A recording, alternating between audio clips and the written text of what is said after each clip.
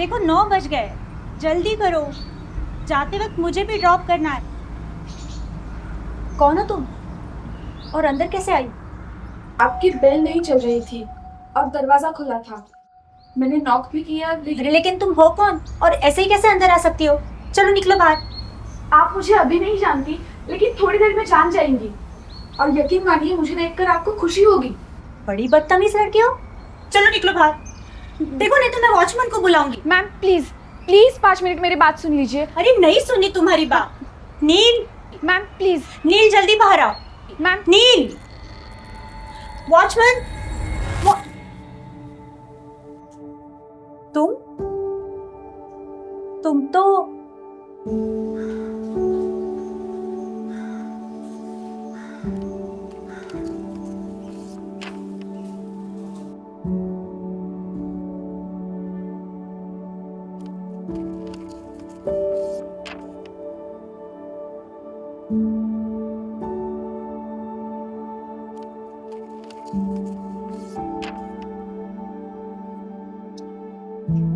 वो दीदी, मुझे वो पूछना था कि आप जो हमारे लिए पैसे बचाते हो वो कितने रहेंगे अभी? देखना होगा कितने हैं, लेकिन तेरे ही तो है वो पैसे। मैं चाहती थी वो पैसे अगर आप मुझे दे देंगे तो। क्यों, क्या हुआ? राधा का कॉलेज तो अभी शुरू हुआ है ना? नहीं दीदी, वो आप मुझे पैसे दे दीजिए बस। क्यों, कोई प्रॉब्लम है क्या? ऐसी क्या मुसीबत आ गई जो इतने सालों से जमा की हुई पूंजी तू निकालना चाहती है? वो तो तूने अपने बच्चों की पढ़ाई के लिए रखी थी ना।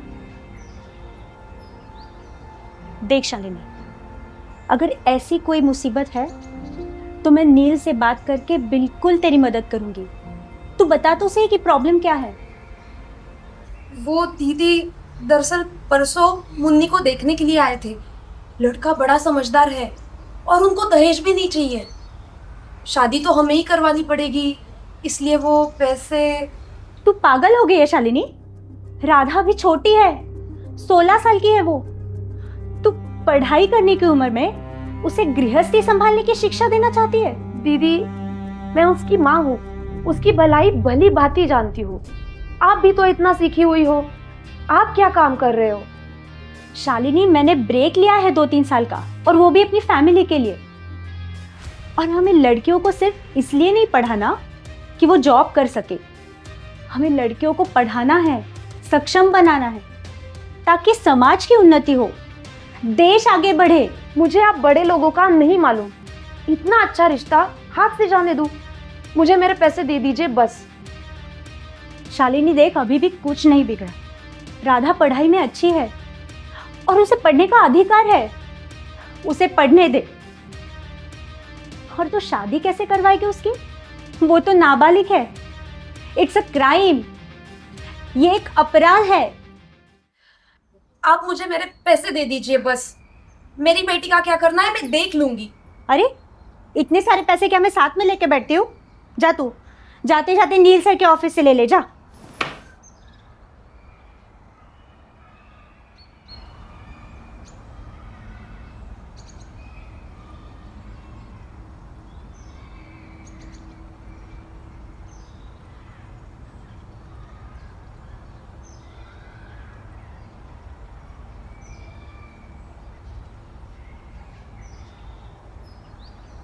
हेलो नील, देखो शालिनी तुमसे भी पैसे लेने आएगी, लेकिन तुम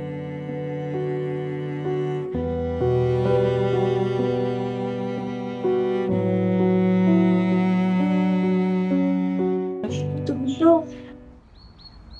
और ये सॉरी मैम, माँ वो वॉचमैन से बात करने बाहर थी तो मैं अंदर चली आई। दीदी, उस दिन गुस्से में आपसे कुछ उल्टी सीधी बात कर गई, पर जब नील सर से पैसे लेके घर गई तब अंदर से कुछ ठीक नहीं लग रहा था। घर जाकर राधा की तरफ देखा तो वो शादी से खुश होना छोड़कर उदास दिख रही थी। पर मैंने मन में ठान ली थी शादी तो करनी ही है। लेकिन जब मैंने पैसे देखे तो वो मेरी उम्मीद से कहीं ज्यादा थे। उस वक्त मुझे ऐसा लगा आप राधा की कुछ ना होकर उसके लिए इतना सोच रहे हो। मैं तो आखिर उसकी माँ हूँ। माँ ने उस वक्त जो भी डिसीजंस लिए उससे मेरी जिंदगी बदल गई।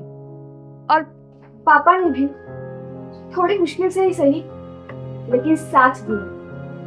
वक्त थोड़ा डिफिकल्ट था लेकिन मैं तो समझ ही नहीं पा रही हूँ, अचानक तुझे और राधा को इस तरह सामने देखने की तो उम्मीद ही नहीं थी, इसलिए थोड़ा सरप्राइज हूँ।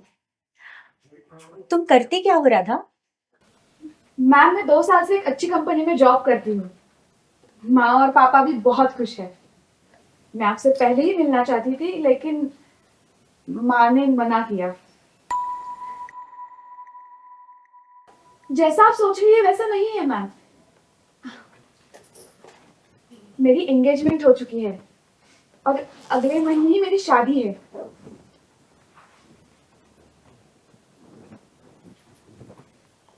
माँ चाहती थी कि इसी वक्त मैं आपसे मिलूं। ये तो बहुत अच्छी बात है। एक वक्त था जब तुम्हारी शादी की बात सुनकर बहुत दुखी हुई थी मैं, लेकिन आज उतनी ही खुशी हो रही है। दीदी, ये सब आपकी वजह से तो हो रहा है। अगर उस वक्त आपने मुझे रोका नहीं रहता तो ये सारी खुशियाँ हमें नसीब नहीं होती। अरे ऐसा नहीं है, ये तो सब राधा की मेहनत का नतीजा है। वैसे लड़का करता क्या है? लड़का एक कंपनी में अच्छी जॉब करता है और इसी सिटी में रहता है। और मैं अपने सबसे खास मेहमान को इनविटेशन देने आई हूँ। अगर आप और सर आएंगे तो मुझे बहुत खुशी होगी। बिल्कुल, मैं और नील जरूर आएंगे, प्रॉमिस।